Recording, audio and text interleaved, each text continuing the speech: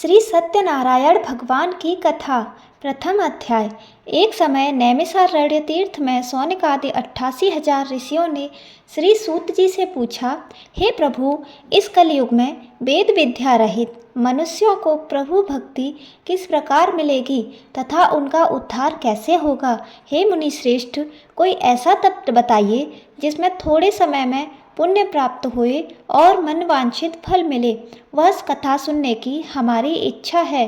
सर्वशास्त्र ज्ञाता श्री सूत जी महाराज बोले, हे वैष्णवों में श्रेष्ठ, आप सबने प्राणियों के हित की बात पूछी है।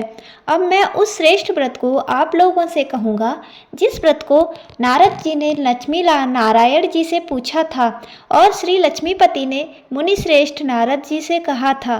सो ध्यान से सुनो।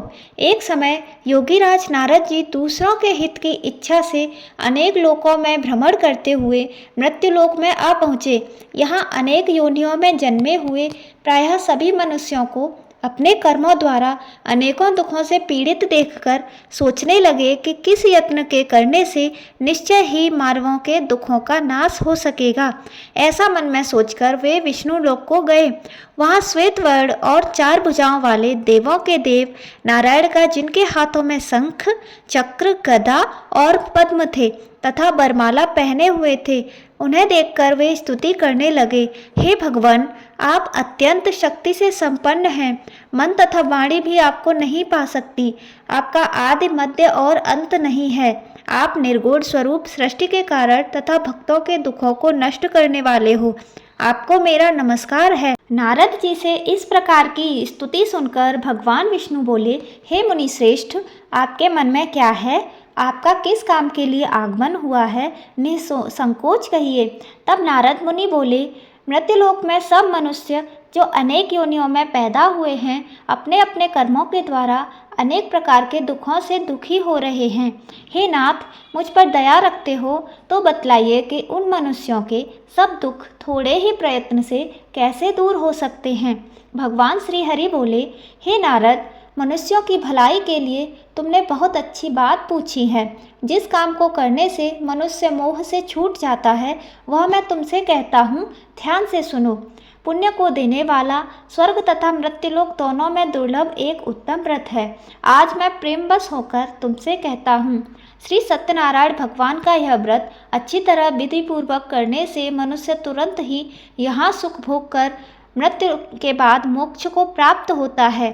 श्री भगवान के यह वचन सुनकर नारद मुनि बोले कि उस व्रत का फल क्या है, क्या विधान है, यह किसने किया था और किस दिन यह व्रत करना चाहिए, वह सब मुझे विस्तार से बतलाइए।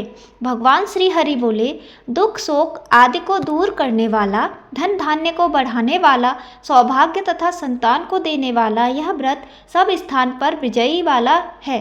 भक्ति और श्रद्धा के साथ किसी भी दिन मनुष्य श्री सत्यनारायण की शाम के समय ब्राह्मणों और बंधु बांधवों के साथ धर्मपरायण होकर पूजा करे।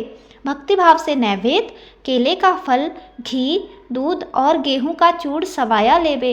गेहूं के अभाव में साठी का चूर्ण, शक्कर तथा गुड़ लें और सब भक्षण योग्य पदार्थ जमा करके भगवान को अर्पण करें तथा बंधु बांधवों सहित ब्राह्मणों को भोजन करावें। पश्चात स्वयं भोजन करें। नृत्य गीत आदि का आचरण कर श्री सत्यनारायण भगवान का स्मरण करते हुए समय व्यतीत करें। इस तरह व्रत करने पर मनुष्यों की इच्छा निश्चित ही पूर्ण होती है।